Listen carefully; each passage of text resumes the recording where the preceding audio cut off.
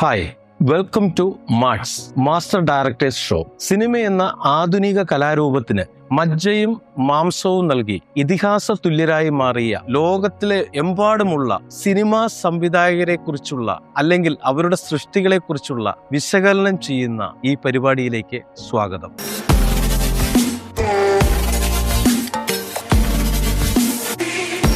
നമ്മൾ ഇന്ന് അവലോകനം ചെയ്യുന്നത് ഓർസോൺ വെല്ലസിനെ കുറിച്ചാണ്. 1915 അമേരിക്കയിലെ കെനോഷയിലാണ് ഓർസോൺ വെല്ലസ് ജനിക്കുന്നത്. റിച്ചാർഡ് ഹെഡ്വെൽസ് എന്ന ഇൻവെന്ററുടെയും ബിയാട്രിസ് എന്ന ക്ലാസിക്കൽ പിയാനോസ്റ്റിന്റെയും മകനായിട്ടാണ് ജനനം. ബാല്യത്തിൽ തന്നെ ഒരു ബഹുമുഖ പ്രതിഭയായിരുന്നു വെൽസ്. വായനയും മാജിക്കും നാടകവും പെയിന്റിങ്ങും എല്ലാമായിരുന്നു ഹരം. 9-ാം വയസ്സിൽ അമ്മയും 15-ാം വയസ്സിൽ അച്ഛനും നഷ്ടപ്പെട്ട വെൽസിന്റെ ബാല്യം ഒറ്റപ്പെട്ടതായിരുന്നു. മാതാപിതാക്കളുടെ മരണശേഷം 16-ാം വയസ്സിൽ വെൽസ് അയർലൻഡിലെ ഡബ്ലിനിലെ ഗേറ്റ് തിയേറ്ററിലെത്തുകയും യാതൊരുവിധ മുൻപരിചയങ്ങൾ നാടകവുമായി തനിക്ക് ഉണ്ടായിരുന്നില്ലെങ്കിൽ കൂടി താനൊരു അമേരിക്കൻ തിയേറ്റർ ആർട്ടിസ്റ്റ് ആണെന്ന് പറഞ്ഞ് അവരെ തെറ്റായി പരിചയപ്പെടുത്തി ഷേക്സ്പിയർ കഥാപാത്രങ്ങളായ ഹാംലെറ്റ്, മാക്ബത്ത്, കിങ് ലെയർ തുടങ്ങിയ വേഷങ്ങൾ അഭിനയിച്ചു തുടങ്ങി. അഭിനയത്തിൽ അത് വാക്കിലായാലും ശബ്ദത്തിലായാലും ശരീരഭാഷയിലും അസാധാരണ നിയന്ത്രണമായിരുന്നു വെൽസിന്. അതുകൊണ്ട് തന്നെ ഗേറ്റ് തിയേറ്ററിൽ പ്രധാന നടനായി തുടർന്നെങ്കിലും ഒരു ആജ്ഞാനുവർത്തിയായി നിൽക്കേണ്ടി വന്നതിലെ മാനസിക വ്യഥ മൂലം 4-5 വർഷങ്ങൾക്ക് ശേഷം വെൽസ് അമേരിക്കയിലേക്ക് തിരിച്ചെത്തി. അമേരിക്കയിൽ ആ സമയത്ത് തൊഴിലില്ലായ്മയും വർണ്ണവിവേചനവും കൊടികുത്തി വാഴുന്ന കാലമായിരുന്നു. യൂറോപ്പിൽ ക്ലാസിക്കൽ ആർട്സിൽ അഭിരമിച്ചിരുന്ന വെൽസ് അമേരിക്കയിലെ ഈ മാറിയ രാഷ്ട്രീയ സാഹചര്യങ്ങളിൽ കലാപരമായി മാറ്റം വരുത്താനാകുമെന്ന് തിരിച്ചറിയുക കൂടി ചെയ്തിരുന്നു. മാത്രമല്ല 1930-കളിൽ അമേരിക്കയെ തകർത്തെറിഞ്ഞ വലിയ സാമ്പത്തിക മാന്ദ്യം അതിജീവിക്കുന്നതിനായി സർക്കാർ തലത്തിൽ രൂപം കൊണ്ട പദ്ധതിയായ നോ ഡീൽ പ്രോജക്റ്റിന്റെ ഭാഗമായി ഫെഡറൽ തിയേറ്റർ പ്രോജക്റ്റ് രൂപം കൊണ്ടിരുന്നു. തൊഴിലില്ലാത്ത കലാകാരന്മാർക്ക് തൊഴിൽ കൊടുക്കുന്നതിനും സാമൂഹിക ബോധമുള്ള നാടകങ്ങൾ അവതരിപ്പിക്കുന്നതിനും വേണ്ടിയിട്ടുള്ള ഗവൺമെന്റ് തലത്തിലുള്ള ഒരു പദ്ധതിയായിരുന്നു അത്. അതിന്റെ സംഘാടകനും മാനേജരും എല്ലാമായിരുന്ന ജോൺ ഹൗസ്മാൻ എന്ന പ്രതിഭയുമായി ചേർന്ന് വെൽസ് നാടകം സംവിധാനം ചെയ്ത് അഭിനയിക്കുവാൻ തുടങ്ങിയതോടെ ഹൗസ്മാനും വെൽസും തമ്മിലുള്ള സൗഹൃദവും വളർന്നു. അങ്ങനെയാണ് ഇരുവരും കൂടി ചേർന്ന് 1937-ൽ മെർക്കുറി തിയേറ്റർ എന്ന സ്വതന്ത്ര തിയേറ്റർ കമ്പനിക്ക് രൂപം കൊടുക്കുന്നത്. ഇതിഹാസ കൃതികളും നവരാഷ്ട്രീയവും ഇടകലർത്തി ആധുനിക നാടക സങ്കല്പത്തിന് രൂപം കൊടുക്കുകയായിരുന്നു ലക്ഷ്യം. അങ്ങനെ അവതരിപ്പിച്ച് ലോക ശ്രദ്ധ നേടിയ നാടകമായിരുന്നു ജൂലിയസ് സീസർ. പരമ്പരാഗത നാടക സങ്കല്പങ്ങളെ അപ്പാടെ പൊളിച്ചെഴുതി കാണികളെ ഞെട്ടിത്തെരിപ്പിച്ച് അലറി വിളിപ്പിച്ച് നാടകശാലയിൽ നിന്ന് തെരുവിലേക്കിറക്കിയ നാടകം. പാരമ്പര്യവാദികളെ കൊണ്ട് ഇതൊരു കമ്മ്യൂണിസ്റ്റ് നാടകം എന്ന് പറയിപ്പിച്ച നാടകം. ആഗോള നാടക ലോകത്തിന് അതൊരു മഹാ അതിശയമായിരുന്നു എന്ന് വേണം പറയാൻ. യഥാർത്ഥ ജൂലിയസ് സീസർ നാടക പശ്ചാത്തലമായ പുരാതന യൂറോപ്പിൽ നിന്ന് കഥാപരിസരം 1930-കളിലെ യൂറോപ്പായി മാറി. ഹിറ്റ്ലർ, മുസോളിനി മാതൃകയിലുള്ള ഏകാധിപതി ആയിട്ടുള്ള ഭരണാധികാരിയായി സീസർ മാറി. റോമൻ സെനറ്റേഴ്സ് ഫാസിസ്റ്റ് നേതാക്കളായി. റോമൻ പടയാളികൾ കറുത്ത യൂണിഫോം അണിഞ്ഞ ഫാസിസ്റ്റ് മിലിറ്ററിക്കാരായി. അങ്ങനെ ഒരു ചരിത്ര കഥയെ സമകാലിക യൂറോപ്പിന്റെ രാഷ്ട്രീയ മുറ്റത്തേക്ക് പറിച്ചു നട്ടു വെൽസ്. അവതരിപ്പിക്കാൻ ക്ലാസിക് പില്ലറുകളുള്ള സ്റ്റേജുകളില്ല. കറുത്ത മതിലുകൾക്കുള്ളിൽ കഠിനമായ ലൈറ്റിങ്ങും നിഴലുകളും മാത്രം. ഇത് കാണികൾക്കിടയിൽ ഭയത്തിനപ്പുറം ഒരു തണുപ്പും എഴുത്തുകാരന്റെ ശക്തിയുടെ തണുപ്പും സൃഷ്ടിച്ചു. അതിശക്തമായ ഒരു കോൺടാക്ട് ലൈറ്റിങ്ങിലൂടെ കഥാപാത്രങ്ങളുടെ മുഖപാതി പലപ്പോഴും ഇരുണ്ടതും ഭയം ജനിപ്പിക്കുന്നതുമായി മാറി. സീസർ പലപ്പോഴും നിഴലിനുള്ളിൽ തന്നെയായിരുന്നു. കാണികളെയും പങ്കാളികളാക്കിക്കൊണ്ട് നാടകത്തിൽ സീസറിന്റെ കൊല നടക്കുന്നത് വലിയ ഒരു സ്റ്റേജിന്റെയോ ഒരു കർട്ടന്റെ പോലുമോ അകമ്പടിയില്ലാതെ കാണികൾക്കിടയിൽ നിന്ന് അഭിനയിക്കുന്ന നടന്മാർ ഇരച്ചു കയറി വന്നുകൊണ്ടായിരുന്നു. പരമ്പരാഗത നാടകത്തിൽ ബ്രൂട്ടസ് ശ്രേഷ്ഠനായ നായകനാണെങ്കിൽ വെൽസിന്റെ ബ്രൂട്ടസ് നിഷ്കളങ്കനായ ബുദ്ധിമാനാണ്. ശാന്തമായി തുടങ്ങുന്ന ആന്റണിയുടെ പ്രസംഗം ഉച്ചസ്ഥായിയിലെത്തുമ്പോൾ പ്രേക്ഷകർ ഭ്രാന്ത് പിടിച്ചവരെ പോലെയായി അലറി വിളിക്കുന്നു. ഹിറ്റ്ലറിന്റെ വമ്പൻ റാലികളിലെ ആളുകളെ കയ്യിലെടുക്കുന്ന പ്രസംഗത്തെ അനുസ്മരിപ്പിക്കുന്ന വിധം നാടകത്തിൽ എവിടെയും നാസി ഫാസിസ്റ്റ് കാഴ്ചഭാഷകൾ മാത്രം. ഹിറ്റ്ലറും മുസോളിനിയും അധികാരത്തിൽ ഇരിക്കുമ്പോൾ തന്നെ ഇത്തരം ക്രൂര വിമർശനങ്ങൾ അതുവഴിയുള്ള കലാരൂപവും അവതരിപ്പിച്ച വെൽസ് എന്ന ധൈര്യശാലിയായ കലാകാരന്റെ മുഖത്തു നോക്കി കാണികൾ പറഞ്ഞു, ഇതാണ് 20-ാം നൂറ്റാണ്ടിന്റെ നാടകം. വേറൊരു തരത്തിൽ പറഞ്ഞാൽ വെൽസിനെ ഹോളിവുഡിൽ എത്തിച്ച മഹത്തായ കലാസൃഷ്ടിയായിരുന്നു ജൂലിയസ് സീസർ. 1941 ഹോളിവുഡിൽ വെൽസിന്റെ ആദ്യ സിനിമയായ സിറ്റിസൺ കെയ്ൻ പുറത്തിറങ്ങി. വെൽസിന്റെ ചിത്രങ്ങളിൽ ഏറ്റവും മികച്ചതും ലോക സിനിമ ആരാധകർക്കിടയിൽ വെൽസിനെ പ്രശസ്തിയുടെ കൊടുമുടിയിൽ എത്തിച്ചതുമായിട്ടുള്ള ഒരു ചിത്രം സിറ്റിസൺ കെയ്ൻ ആണെന്ന് നിസ്സംശയം നമുക്ക് പറയാം. സിനിമ തുടങ്ങുന്നത് ചാൾസ് ഫോസ്റ്റർ കെയ്ൻ എന്ന അതിസമ്പന്നനായ മാധ്യമ സാമ്രാട്ടിന്റെ മരണത്തോടെയാണ്. ആദ്യ ഫ്രെയിമിൽ നമ്മൾ കാണുന്നത് ഇരുണ്ട ഒരു രാത്രിയിൽ ഒരു വേലിയിൽ തൂക്കിയ നോ ട്രെസ്പാസിംഗ് എന്ന ഒരു ബോർഡാണ്. സ്വപ്ന സദൃശ്യമായ സനഡു എന്ന ഒരു കൊട്ടാരത്തിന്റെ വേലിയിലാണ് ബോർഡ് തൂക്കിയിരിക്കുന്നത്. വെളിച്ചം കുറഞ്ഞ കൊട്ടാരത്തിന്റെ ഒരു ചെറിയ ജനലിൽ മാത്രം വെളിച്ചമുണ്ട്. കിടക്കയിൽ കിടക്കുന്ന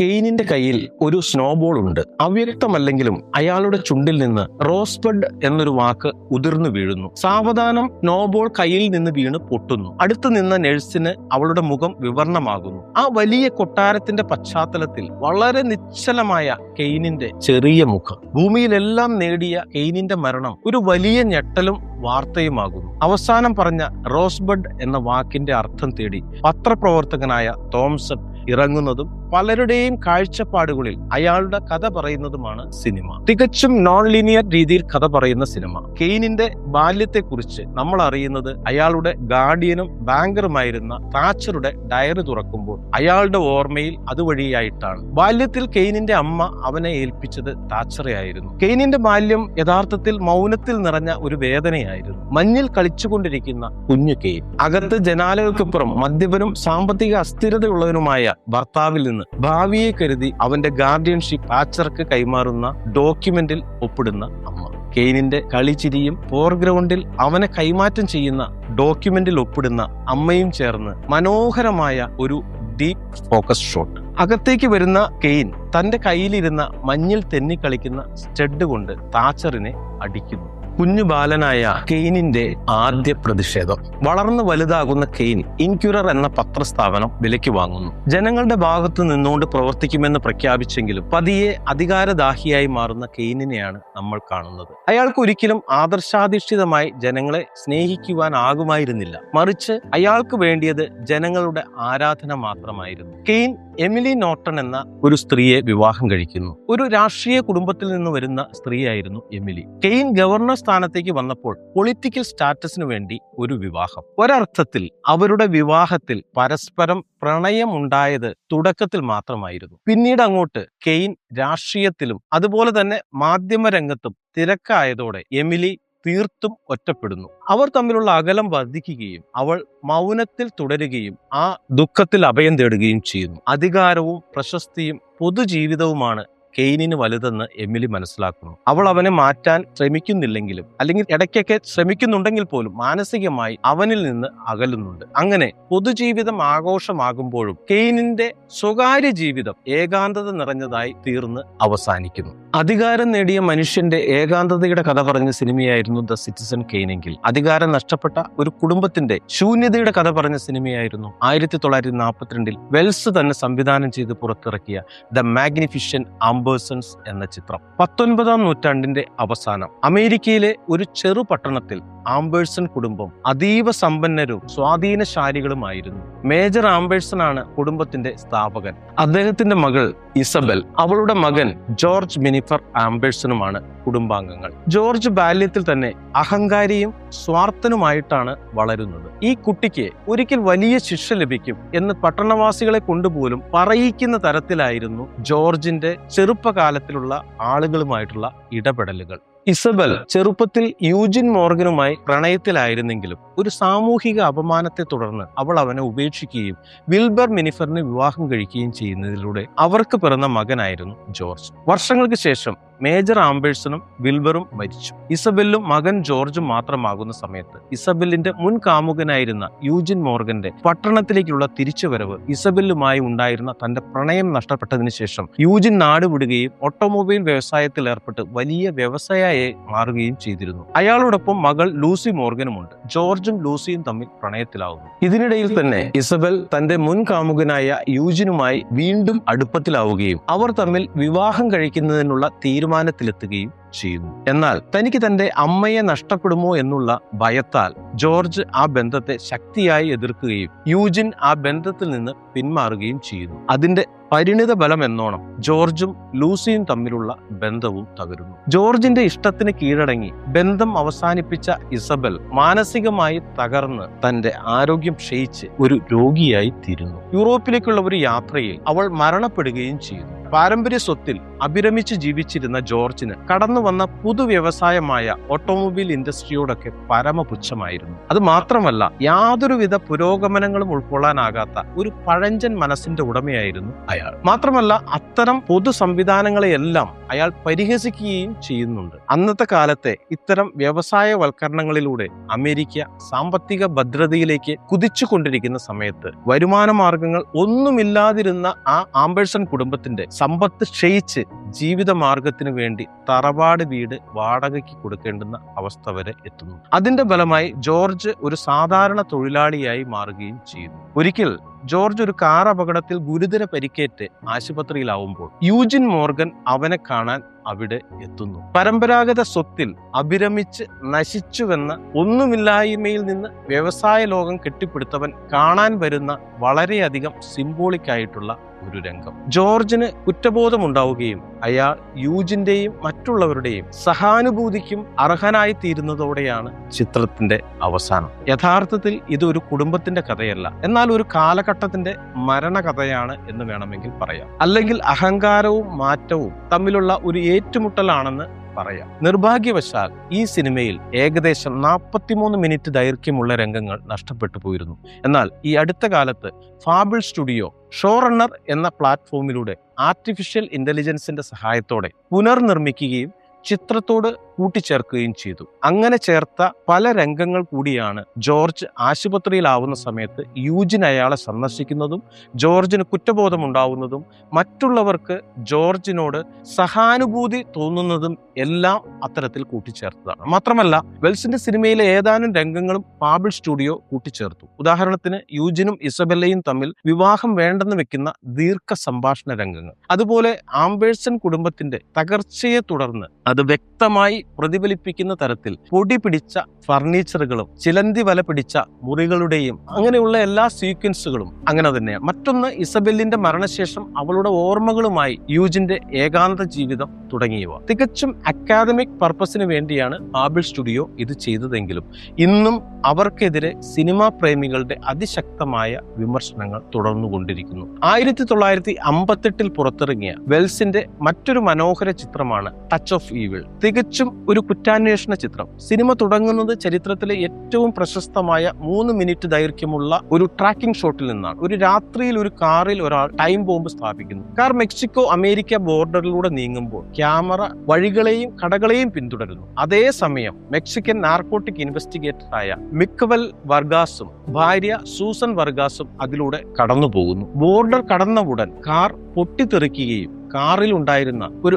അമേരിക്കൻ ബിസിനസ്സുകാരനും ഭാര്യയും കൊല്ലപ്പെടുകയും ചെയ്യുന്നു. പോലീസ് ആ സ്ഥലത്ത് കേസ് അന്വേഷിക്കാൻ എത്തുന്നത് അമേരിക്കൻ പോലീസ് ക്യാപ്റ്റനായ ഹാങ്ക് കിൻലാൻ ആണ്. നല്ല പ്രവർത്തന പരിചയമുള്ള അധികാരമോഹിയായ ഒരു പോലീസുകാരൻ കിൻലാൻ. സംഭവ സ്ഥലത്ത് വന്നയുടൻ ഒരു മുൻവിധി എന്ന പോലെ ഇതൊരു മെക്സിക്കൻ കുറ്റവാളിയുടെ പണിയാണെന്ന് അയാൾ അങ്ങ് പ്രഖ്യാപിക്കുന്നു. വർഗാസ് ഇതിനെതിരെ സംശയം പ്രകടിപ്പിക്കുന്നു. കിൻലാൻ താമസിയാതെ തന്നെ ഒരു മെക്സിക്കൻ യുവാവിനെ അറസ്റ്റ് ചെയ്യുന്നു. അവന്റെ വീട്ടിൽ നിന്ന് ഒരു ഡൈനാമിറ്റ് കണ്ടെടുക്കുകയും ചെയ്യുന്നു. എന്നാൽ വർഗാസിന് ഇത് കൂടുതൽ സംശയം തോന്നുന്നതിന് ഇടയാക്കി. കാരണം ഇതിനു മുമ്പ് ഡൈനാമിറ്റ് അവിടെ ഉണ്ടായിരുന്നില്ല. കിൻലാൻ മനഃപൂർവ്വം ആ യുവാവിനെ കൊടുക്കാനും കേസിന് സപ്പോർട്ടിംഗ് ആയി ഒരു തെളിവ് മനഃപൂർവ്വം അവിടെ വെച്ചതുമാണെന്ന് വർഗാസ് മനസ്സിലാക്കുന്നു. സൂസനെ ബോർഡറിനടുത്തുള്ള ഒരു മോട്ടലിൽ ആക്കിയതിനു ശേഷം വർഗാസ് അമേരിക്കയിൽ തന്നെ തുടരുന്നു.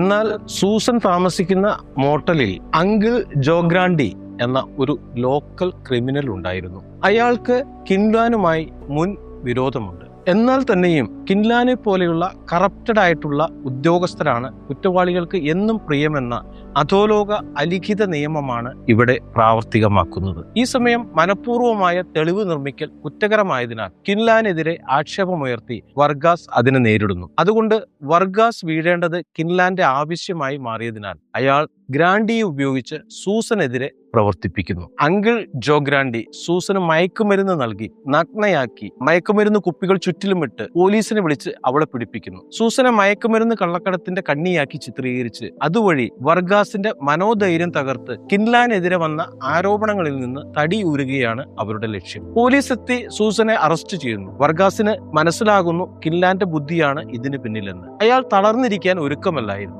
അയാൾ കിൻലാന്റെ പഴയകാല സഹപ്രവർത്തകനും സത്യസന്ധനുമായ മെൻസിസ് എന്ന ഉദ്യോഗസ്ഥനെ നേരിൽ കണ്ട് കിൻലാൻ അന്വേഷിച്ച കേസുകളിലെല്ലാം കൃത്രിമമായി തെളിവുണ്ടാക്കിയ കാര്യങ്ങൾ വിശദീകരിച്ചു കൊടുത്ത് അയാളെ കിൻലാനെ തകർക്കാൻ ഒരു ഉപകരണമാക്കി മാറ്റുന്നു. അന്വേഷണത്തിൽ കിൻലാനും മെൻസിസും പോകുമ്പോൾ ഒരു വയർ റെക്കോർഡർ ഉപയോഗിച്ച് കിൻലാൻ പറയുന്നത് റെക്കോർഡ് ചെയ്യാൻ അവർ ഒന്നു ചേർന്ന് തീരുമാനിക്കുന്നു. പ്ലാൻ ചെയ്തതുപോലെ കിൻലാൻ സംസാരിക്കുമ്പോൾ റെക്കോർഡർ ഓൺ ചെയ്യുന്ന ചെറിയ ബീപ്പ് ശബ്ദം കിൻലാൻ ശ്രദ്ധിക്കുന്നു. ചതി തിരിച്ചറിഞ്ഞ കൂർമ്മബുദ്ധിയായ കിൻലാൻ മെൻസിസിന്റെ കയ്യിൽ നിന്ന് റെക്കോർഡർ തട്ടിപ്പറിച്ച് നശിപ്പിക്കുകയും തുടർന്ന് മൽപിടുത്തത്തിനൊടുവിൽ മെൻസിസിനെ വെടിവെച്ചു കൊല്ലുകയും ചെയ്തു. എന്നാൽ അവരെ പിന്തുടർന്നിരുന്ന വർഗാസ് റെക്കോർഡർ സൂത്രത്തിൽ സ്വന്തമാക്കി പകുതി നശിച്ചുവെങ്കിലും നഷ്ടപ്പെടാത്ത കിൻലാന്റെ ശബ്ദം പോലീസ് അധികാരികളെ കേൾപ്പിച്ച് കിൻലാൻ കുറ്റവാളിയെന്ന് സ്ഥാപിക്കുന്നു. കിൻലാൻ പോലീസിന് മുന്നിൽ നിസ്സഹായനാകുന്നുണ്ടെങ്കിലും അയാൾ അവിടെ നിന്ന് വർഗാസിനെ ഇല്ലാതാക്കുന്നതിനുള്ള ലക്ഷ്യത്തിലേക്ക് നീങ്ങുമ്പോൾ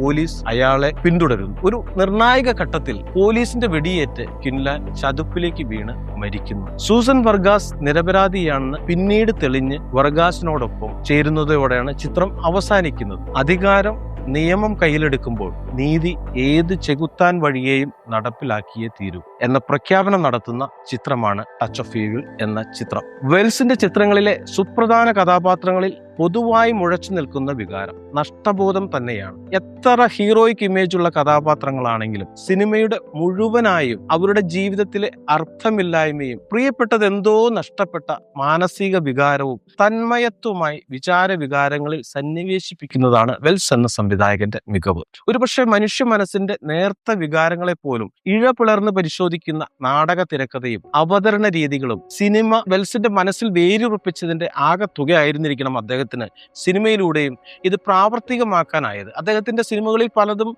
ഭൂതകാലത്തിലേക്കുള്ള ഒരു അന്വേഷണങ്ങളാണ്. സിറ്റിസൺ കെയ്ൻ എന്ന ചിത്രത്തിൽ നായകൻ തന്റെ ചെറുപ്പത്തിന്റെ നൊസ്റ്റാൾജിയ മനസ്സിൽ സൂക്ഷിച്ച് അവസാന നിമിഷത്തിൽ പോലും റോസ് ബഡ് തിരയുന്നത് കാണാം. അതുപോലെ മാഗ്നിഫിസന്റ് ആംബേഴ്സൺസ് എന്ന ചിത്രത്തിൽ നഷ്ടപ്പെട്ട കുടുംബം അതിന്റെ പ്രതാപത്തിലേക്ക് മനസ്സ് വായിക്കുന്ന കഥാപാത്രമാണ് ജോർജ്.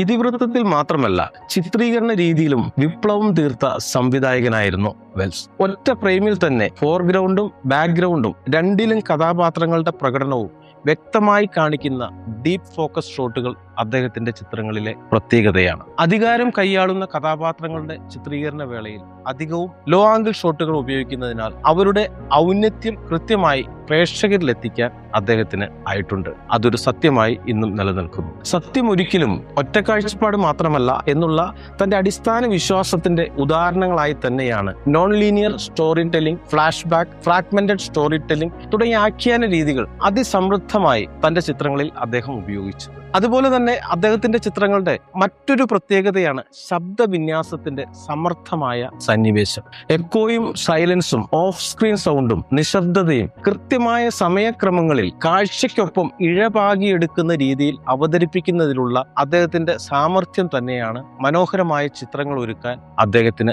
സാധിക്കുന്നത്. ചുരുക്കി പറഞ്ഞാൽ കഥ പറയുന്ന ഉപകരണം എന്നതിനപ്പുറം സിനിമയെ ചിന്തിപ്പിക്കുന്ന കലയാക്കി മാറ്റിയ മഹാനായ ചലച്ചിത്രകാരനായിരുന്നു ഓർസോൺ വെൽസ്. ആ വിപ്ലവകാരിയായ കലാകാരന് മുന്നിൽ ആദരാഞ്ജലികൾ.